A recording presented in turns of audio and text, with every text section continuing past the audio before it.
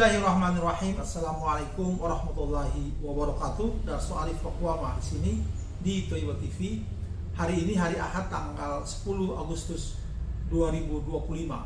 Saya mau kabarkan di sini lagi bahwa pada hari Kamis yang baru lalu tanggal 7 Agustus berlangsung untuk kesekian kalinya perundingan tripartit antara 22 karyawan PT Feritra Sentosa Internasional atau Petren dengan Petren, perusahaannya Yusuf Mansur, dan ditengahi oleh Dinas Tenaga Kerja Kota Bandung. Hasilnya belum jauh berbeda. Seperti pada dua perundingan terdahulu, karyawan tetap berpendirian bahwa hak-hak mereka yang belum dibayar oleh Petren sebesar 1,8 miliar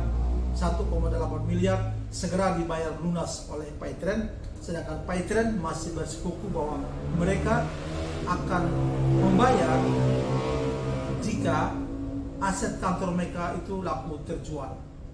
Saudara-saudara, janji ini adalah janji yang pernah disampaikan kepada 14 orang karyawan yang menuntut hal yang sama pada tahun 2022 lalu. Ketika itu kuasa hukum mereka adalah Zeni Mustafa. Tetapi Zeni Mustafa setelah proses di Pengadilan Negeri Kota Bandung selesai, tidak kunjung mengajukan sita terhadap kedua asetnya Petren ini. Kenapa? Karena memang ternyata kedua aset ini sudah berpindah tangan kepemilikan. Kantor yang pertama berada di blok E 5, 6, dan 7 itu sudah dijual kepada pihak Walanja, sedangkan kantor kedua berada di blok F itu sudah di tangan BRI dan sudah dilelang pada bulan Juni yang lalu.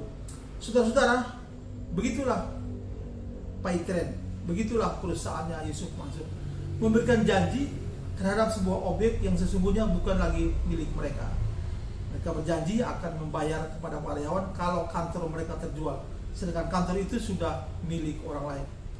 Ini sebuah catatan kepada kita semua bahwa jangan lagi kita berbisnis, bekerja sama atau sama-sama bekerja atau bergabung dengan perusahaannya Yusuf Mansur. Karena jika suatu waktu akan bermasalah, maka mungkin saja terjadi seperti ini.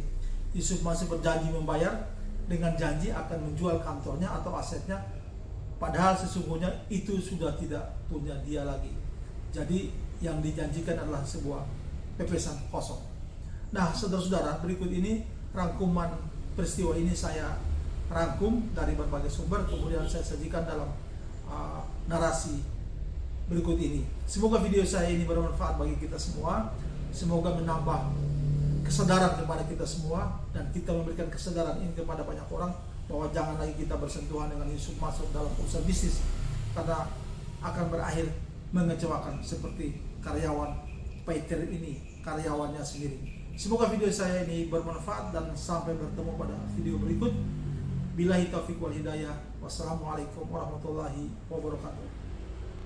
Petren Yusuf Mansur, tebar bohong dari lahir, sudah mati pun masih berbohong. Menurut kuasa hukum 22 karyawan Petren, Imas Saada, pihak Petren selama 2 kali mediasi, yakni pada 2023 dan 2024, terus berjanji akan membayar setelah berhasil menjual aset gedung. Janji itu pula yang diberikan Petren kepada 14 karyawan yang lebih dahulu menggugat pada tahun 2022 lalu. Entah aset gedung mana yang dimaksud oleh Petren ini, karena selama ini aset gedung yang pernah dimiliki oleh Petren itu hanya 2, dan keduanya berada dalam kawasan Ruko Parahyangan Business Park, The Suites Office Park, Blok E, 5, 6, dan 7, dan 1 kantor di Blok F. Kantor di Blok F ini awalnya disebut sebagai kantor koperasi Insan Nusanara Sejahtera, sebuah sister company dari Petren.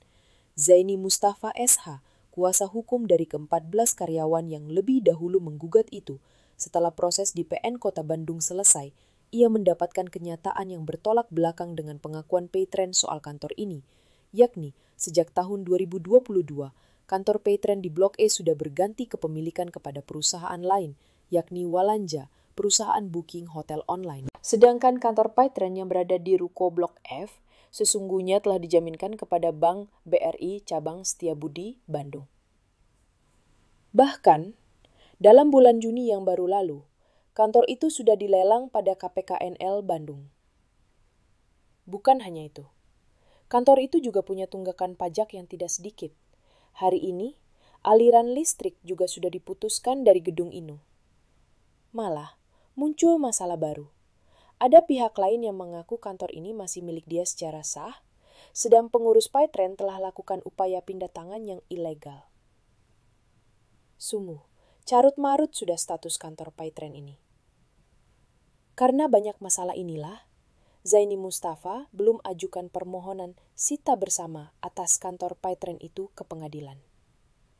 Masih soal kantor Paytren, pada bulan Februari tahun ini, Paytren yang sudah mati itu tiba-tiba muncul di Jakarta dalam sebuah pengumuman di koran neraca versi cetak. Pemegang saham Paytren atau PT Feritra Sentosa Internasional mengumumkan bersiap mengalihkan kepemilikan 100% saham dalam perseroan atau akuisisi. Pengumuman bertanggal 18 Februari 2025 itu ditandatangani oleh Direktur Norman Sugianto. Disebutkan, dengan pengalihan ini, maka pengendalian Paytren akan beralih kepada investor baru.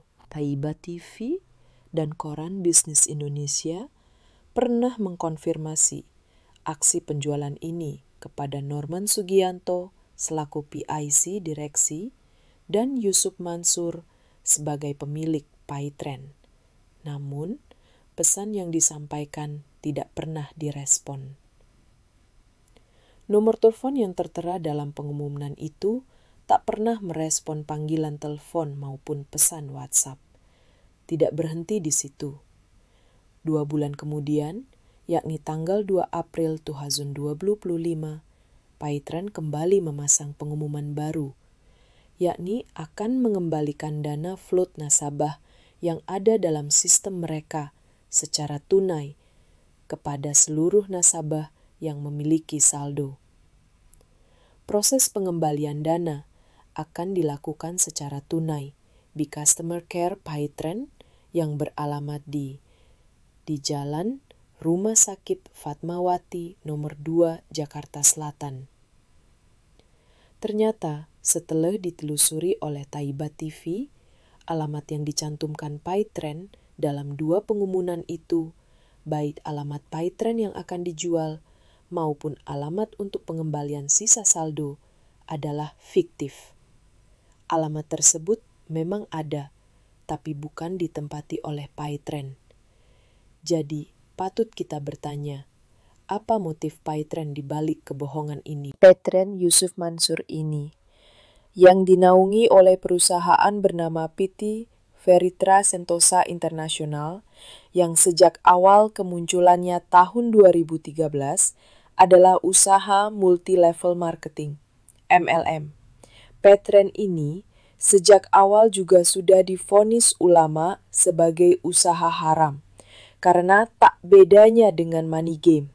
Menurut ulama Ustadz Abdul Somad atau UAS, kalau duit anggota bisa kembali, manakala dia tidak dapat anggota lain, itu tidak dilarang.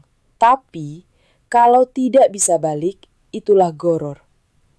UAS secara jelas menyamakan Paytren dengan Pandawa dan Dimas Kanjeng, suatu skema yang cuma menjaring anggota baru supaya dapat untung.